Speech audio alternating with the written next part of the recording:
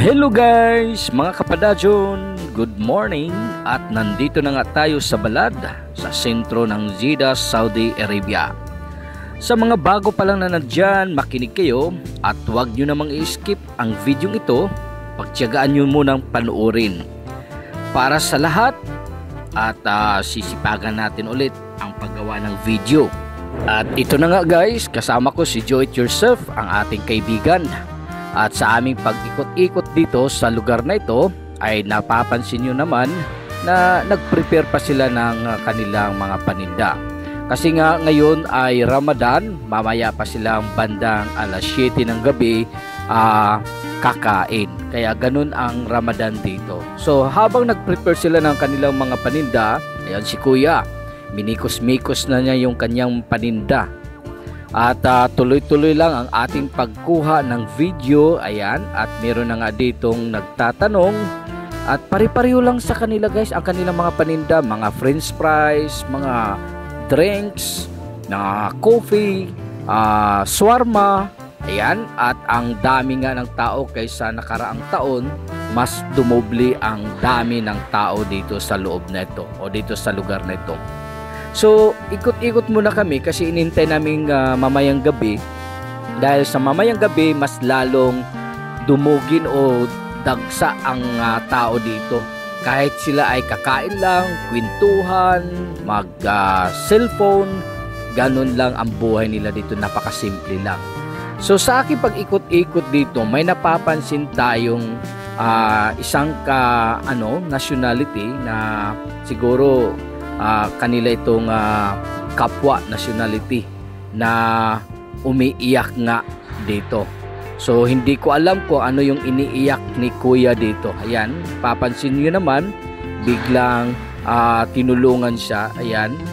So hindi ko alam o hindi natin alam kung ano yung iniiyak ni Kuya o baka nahihilo siya or ano ba. Kasi isa rin siyang trabahante dyan. So yun, palampasin lang natin yan. At namasyal na lang kami habang hinintay pa namin yung gabi. At may napansin kaming kababayan din, nagkumukuha din ng mga pictures dito sa lugar na ito. Ayan, titingnan natin kung ano yung gagawin ni Kuya dito. Ayan, yung dalawang Pinoy. Ayan si Kuya, kunwari, hindi niya alam na pipicturan siya. At yun naman isa ay ating kababayan ang kumuha sa ating isa pang kababayan sa kasama niya. Tawang-tawa dito yung aking kasamahan dahil kumukuha nga ako sa kanila ng pictures. Ayan, ganyan lang ang kaligayahan ng ating mga kapwa Pilipino na nandito sa Saudi Arabia. Lalong-lalo na sa lugar na ito, sa Jeddah, Saudi Arabia. So, dito, tinuloy-tuloy na namin ang aming pamamasyal kasi bihira lang din naman kami makababa.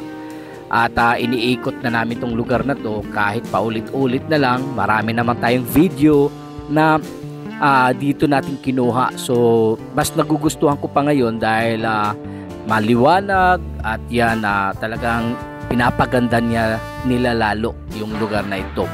At sila ay tumatanggap na ng mga turista kahit sa iba't ibang lahi. Ayan, kasi ngayon lang sila naka-recover sa pagkatapos ng nangyari nga.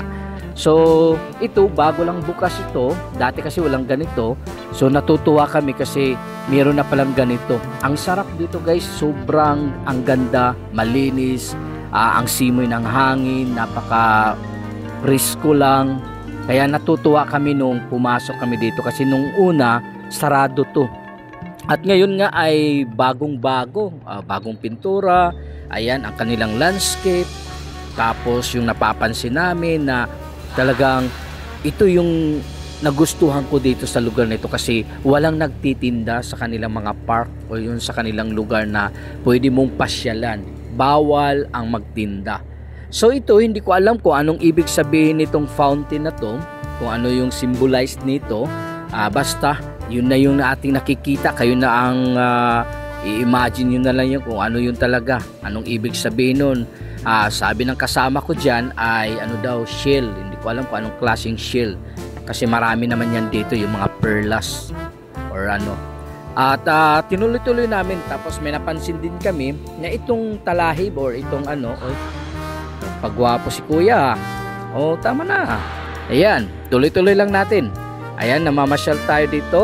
tuloy-tuloy lang na ito. Ang ganda lang dito mag-jogging, mag-walking, magpahangin, kakain.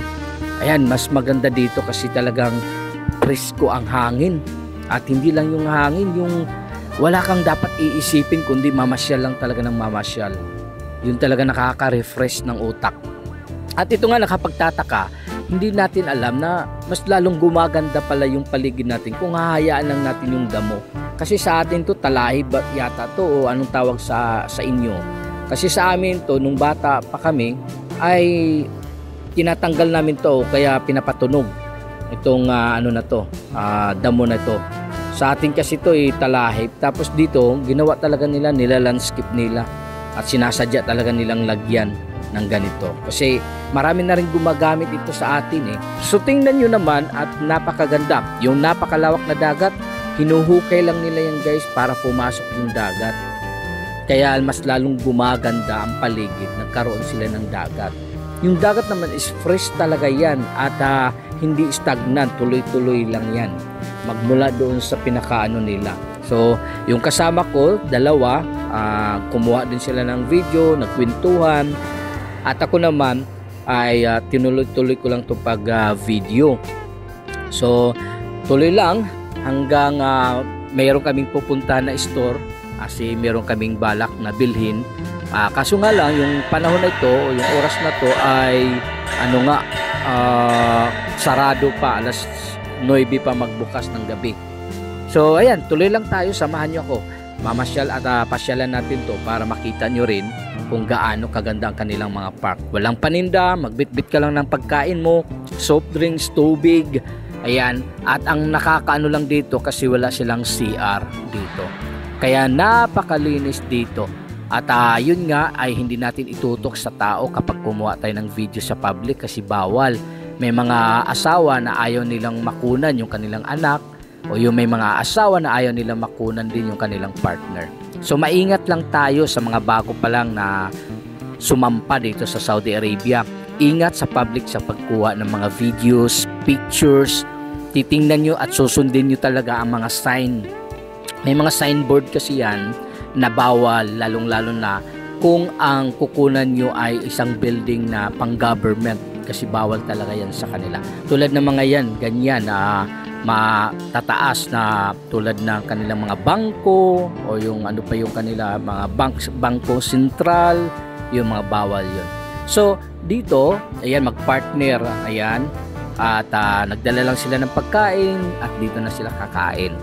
So tuloy-tuloy lang tayo. Yung mga puno na yan is dates na yan, hindi namumunga, yung iba naman namumunga. So yan ay nabubuhay sa mainit na panahon. Ayan, at nagkaroon sila ng landscape. Ayan, ang ano nila dito, yung dinadaanan natin is bricks. Tapos yung bricks na yan ay talagang lupa lang. Inano lang nila yan. Nilagay lang nila. So ito naman, nakipapansin din namin ito. Hindi ko alam kung anong tawag dito sa kanila. Pinaghuhulaan nga namin kung ano talaga to, kung sungay o ano ba yung meron dito. Pero bahala na kasi lahat naman ng kanilang ginagawa may ano yan may meaning o may symbolize sa kanila, simbolo sa kanila, 'di ba? Hindi naman basta-basta yan ilalagay lang diyan na wala. Ano sa tingin niyo, guys? Hindi ko rin maintindihan kung octopus o ano ba. Bahala na si Batman diyan. Ayan, tuloy-tuloy lang tayo kasi nagustuhan lang talaga namin ito, yung lugar na to. Pwede dito mag-jogging talaga, mag-walking, tapos ang sarap lang mag-refresh ng utak pag nandito ka, parang makalimutan mo na lahat. Yung kasama ko nagpa-picture, hindi niya mapipigilan, talagang kumuha siya ng pictures. Ako naman hindi na. So ito, hindi ko rin alam kung ano yung ibig sabihin nun, at tinuloy-tuloy lang namin ang pagpasyal hanggang nakita namin itong puting mosque. Dati nga ang pagkakaalam ko sa Katoliko, tapos sabi hindi daw natuloy, tapos ginawa na lang mosque. Hindi ko alam kung tama yung narinig ko sa history ng yung mosque na yan. Puti, napakaganda din yan sa loob kasi pwede mo silipin, huwag ka lang pumasok kasi siyempre respeto na lang.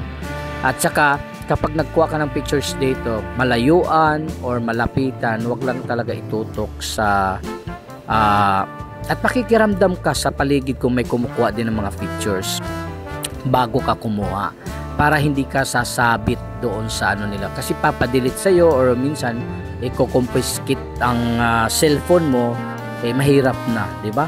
So ayan, ingat-ingat lang tayo mga kababayan ko na kumuha ng mga videos at pictures. Hindi basta-basta dito. So dahil palubog na ang araw, ganito na yung tsura na medyo nagkaroon na ng ilaw. At yan nga ay tinuloy-tuloy lang namin ang pamasyal kasi may pupuntahan kami. So dito talaga akong sabi ko babalikan ko lang uli ito. Gagawa ako ng panibagong video. Ayan. At makikita mo naman yung kanilang pier. Ayan, sa pier at saka malapit do sa public market nila, yung mga isda dyan. Kung galing sa mga barko, galing sa ibang bansa, dyan yan, padudoong. Ayan. At ayan, mga bahay, yung mga bahay na yung mga condominiums, mga apartment, mga hotels, nandito sa sentro na to. At ayan, at mura lang din, kayang-kaya lang din naman sa isang araw. So talagang hindi ko maiwasan na mamangha ang sa sitwasyon nila, kasi kung sa Pilipinas to, puno ito ng mga vendors natin o yung mga nagtitinda, kasi hinahayaan lang naman ng mga mayors or ng mga politiko na baboyin yung ating dadaanan ng mga tao, di ba? Lalong-lalo na ito, nako, marami na yung mga kalat siguro na naglulutangan o yung mga plastic. So yun, ay kumuha na lang ako dito kasi ang ganda ng pagka-landscape. Ayan guys, bawal nga maligo, may mga sign diyan nakalagay. So ayan, malakas ang hangin. In-off ko lang yan guys, actually in-off ko lang talaga yan ang video. So dito ay tinuloy-tuloy, malapit na tayo sa mosque, malapit na rin kami mag-exit dito. Tinuloy lang namin yung paglalakad kasi dito kami dumaan, papunta kami doon sa aming pupuntahan na may bibilhin kami sa store. So ang sarap lang kasi talaga, iwan ko ba, sa lahat ng mga napuntahan kong lugar, wala talaga akong masabi kundi ang ganda lang. Tapos namimintin talaga nilang kalinisan, ang kagandahan, ang landscaping. Ayan, oras-oras yan sila naglilinis. Tapos yung mga tao sumusunod, hindi umiihi kung saan-saan, hindi nagtatapon ng basura kung saan-saan. Mga ganyan sila ka-disiplinado dito. So yun ay gabi na, ang ganda, di ba? Oh, yun ang harap ng mosque, yung white mosque nila. Ganyan lang guys, at maraming salamat sa inyong panonood. Magkita-kita pa rin tayo sa susunod mga videos. Suportahan nyo naman guys ang aking YouTube channel na Padajon Vlogs. Yan, mag-like at mag-comment na kayo guys. Bye-bye!